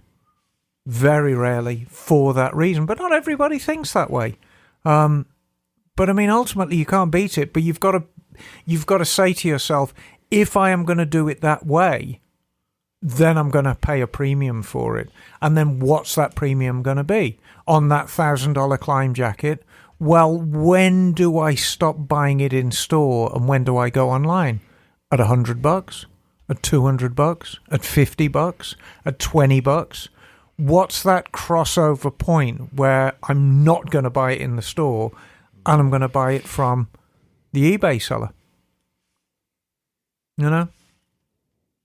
And it's, as a point of interest, if you do buy on eBay, here's an Emma top tip. Always make sure you have a PayPal account. PayPal and eBay are like peanut butter and jelly. And if you buy stuff off eBay, and I rarely do these days. I mean, I'll buy things off eBay which I can't get through a wholesaler, like vintage motorcycle parts, and something's wrong, or you get ripped off, or something's not what it should be. PayPal just step up and refund you straight away. Absolutely no messing around. And I mean, eBay's very, very good too, but it's that second layer of protection. PayPal have never let me down. Not once in, 20 years. Any dispute, they just pay up. So there it is. Top tip. Are we done with emails, or are there any more you want to broach this week? We're getting close. I think we're good. We're getting close to time. So that was it. You have wasted Flew by 2 hours of your precious time listening to us, and I want to tell you how much I appreciate it from the heart of my bottom. Sorry, bottom of my heart. Sign up for the Misfits Rally. That's coming up soon. Yes! Misfits Rally is coming up soon. You can sign up for that. Breaking Away Adventures. Yes. You can sign up for Emma and Kat's Alpine Adventure. There you go. You can sign up for Castles and Curves. You can sign up for Liza's English trip. Call blimey, Gov, you're a caution incher down the apples and pears with your trouble and strife, innit, eh? Oh. So there's so many trips you can sign up for. You can sign up for a Big Sur motorcycle adventure. Or a Vietnam one. Or a Vietnam one if you're super And I'll put adventurous. this out for the Misfits listeners, $100 off on the Vietnam trip. God blimey! Is there a code or something they should put on there? All week Just for that $100. contact me and just say you're a Misfit listener, and I'll take care of you. Anybody? Yep, there you go. That is 100 street noodles. And how much does a bowl of noodles cost? $1. So you $1 could, you make could you buy $1. 100 street noodles, and You'd be the most popular person in town. You could or feed the you would town. be the fattest person in town. You go out very slim and come back Or incredibly maybe fat. both. Or maybe both. Absolutely. So, God, we've got a lot going on this year, haven't we? Yes. And as always, we want to thank our Patreon subscribers for supporting this. And, We want to thank everyone because do. pat yourselves on the back because you cats are cool. And if you want to ride dirt bikes in the desert in April, because none of my friends will go. Maybe I don't have any friends. Like, that's the epiphany that I just had. You know what? It's a naked thing. Back down to Jim. Mojave It's the in desert. April. It's like shooting shotgun shells into the fire that gives it that element of danger, which does. Are we might put people off a little bit. well, actually, I'd be more excited to do that. It is. Well, Craig has lit the campfire from a distance in Mojave. I've seen him do it. So Any parting thoughts from you, Badler? You will, and ride safe. And There you go. stay warm. If you are in Stay a warm, cold yes. neck of the woods, I know it seems like we're stuck in the middle of winter, and it seems like spring is a million miles away, but it ain't. It's coming, and it's coming quick. unless you're in Cleveland, Ohio, then it's going to be quite some time. Yeah, well, the groundhog, I think, has been frozen But in his burrow for I the did- next 20 years. I think I saw a picture of the Benelli with the sidecar somewhere in Phil's repertoire lately. That Yes! Eliza had built. Oh my God. Yeah, it Yep. looks like For a complete death The trap. AMA vintage machine. So yeah. well done, Phil. So, we're getting towards the end of the show. Now, Donovan, you're going to have to figure out what's going on because we sign out in a very, very particular way. So, trust me, you're going to be okay. So, there it is. This is Emma. Stubby John. Craig. Beardo Donovan. Beardo, I love it. Thank you, Jim, son. And Bagel. we are out of here. You've heard of Bird. Cool.